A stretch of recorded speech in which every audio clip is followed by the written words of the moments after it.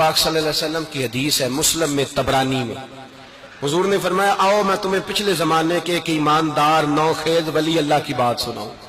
پچھلے زمانے حضور نے فرمایا پچھلے زمانے میں ایک بادشاہ جادو کے زور پہ حکومت کرتا، جب وہ ایک جادوگر اس نے رکھا ہوا تھا تو جادوگر اس کو جادو بتاتا، وہ جادو کے زور پر حکومت کرتا۔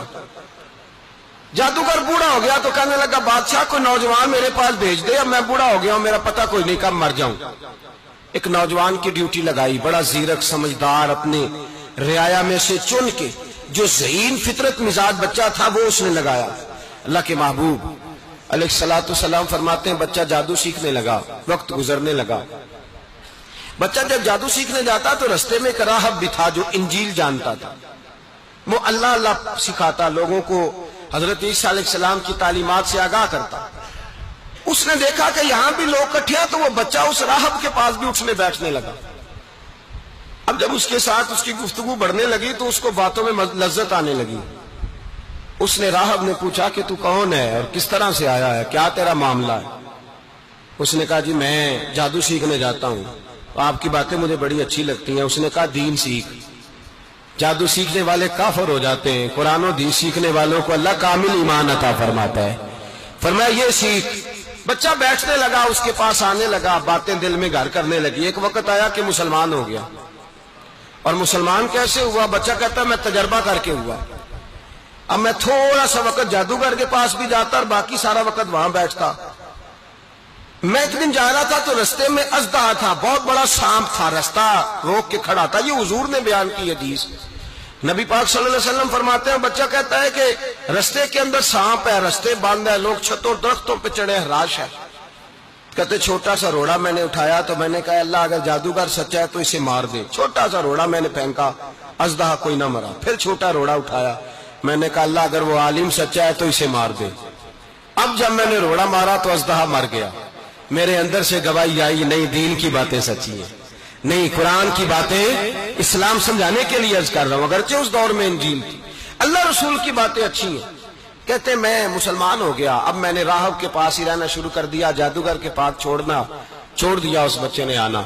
بادشاہ پوچھتا کہاں زیادہ وقت گزارتے ہو تو وہ بات گول کر دیتا، وقت تیزی سے بڑھنے لگا۔ اللہ نے اس نوجوان میں طاقت پیدا کر دی، اب وہ اس کے اندر نا اللہ نے توانائی روحانیت پیدا کر دی، ابھی جوان ہے، 14-15 سال عمر ہے۔ اللہ نے اب جو بیمار بھی آتا وہ دعا کرتا تو اللہ صحت عطا کر دیتا، جو بھی آتا۔ بادشاہ کا ایک درباری تھا، بادشاہ کو پنکھا جلتا تھا، وہ اندھا ہو گیا، کوئی ایسی تکلیف آئی کہ نابینا ہو گیا، بڑے علاج کرائے شفا نہیں ہوئی۔ کسی نے اس بچے کا پتہ بتایا کانوں میں، اس کے پاس گیا تو بچہ کہنے لگا شفا تو ہو جائے گی پر کلمہ پڑھنا پڑے گا، مسلمان ہونا پڑے گا، جس پیغمبر کا میں غلام ہوں تجھے بھی بننا پڑے گا، دین پہ عمل کرنا پڑے گا، اللہ شفا دیتا ہے۔ اس نے کہا تو مجھے کلمہ پڑھا، مجھے شفا دے، میں تیار ہوں۔ اس نے کہا شفا تو اللہ ہی دیتا ہے۔ اس نے اللہ تبارک و تعالیٰ کا ذکر کر کے دعا مانگی، یہ مسلم شریف میں حدیث ہے، طبرانی میں موجود ہے۔ اللہ نے اسے شفا دی، اس نے کلمہ پڑھنا شروع کر دیا۔ یہاں ایک نقطہ لکھا ہے ہمارے علماء نے، کہتے ہیں جب اللہ ولایت عطا کرتا ہے نا تو یہ سفید بالوں والے کا حصہ نہیں ہوتی۔ اگر جوانی میں کوئی آدمی توبہ کر کے تصوف کے رستے پہ چلتا ہے تو سب سے زیادہ ولایت اللہ اسے عطا فرماتا ہے، سب سے زیادہ ولایت اس کے پاس ہوتی ہے۔ ابھی اس کے بال کالے ہیں، چڑھتی جوانی ہے، دعا کی تو اللہ نے، اور حدیث پاک میں موجود ہے کوڑے آتے تو شفا یاب ہو جاتے، اندھے آتے تو شفا یاب، برس والے آتے تو اللہ سے دے، جوان ہے۔ بادشاہ کے پاس وہ واپس گیا، وہ جو آدمی جس کی آنکھیں ٹھیک ہوئی تھی۔ بادشاہ نے پوچھا کہ کیسے شفا ملی؟ تو کہنے لگا میرے رب نے شفا دی ہے۔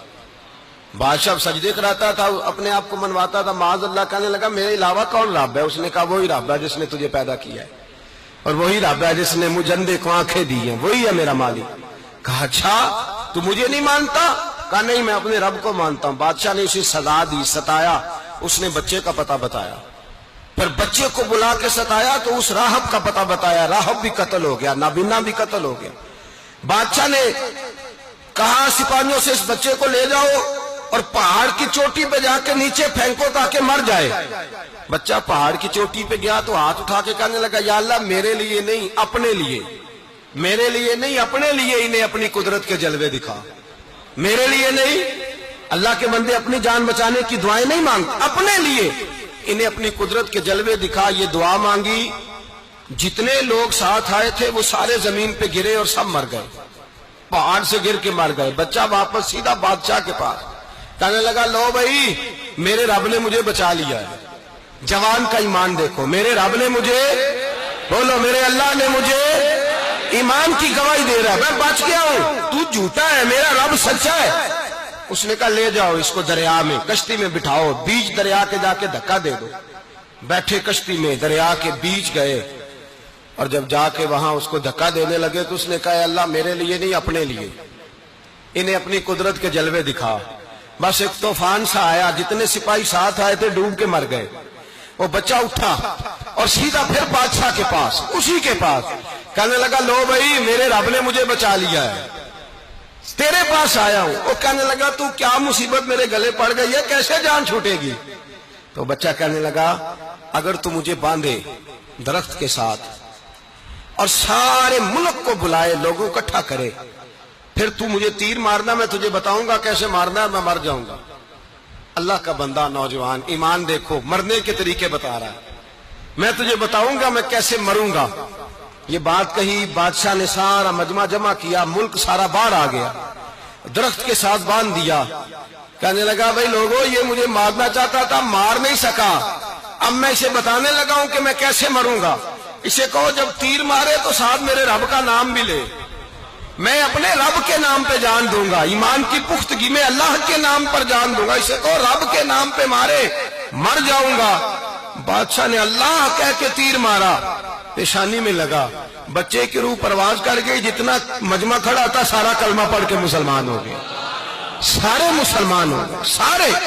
میرے رسول پاک سید عالم صلی اللہ علیہ وسلم نے نوجوانوں کو بتایا جب تمہارے اندر ایمان کی قوت آئے گی تو اللہ تمہاری مدد کرے.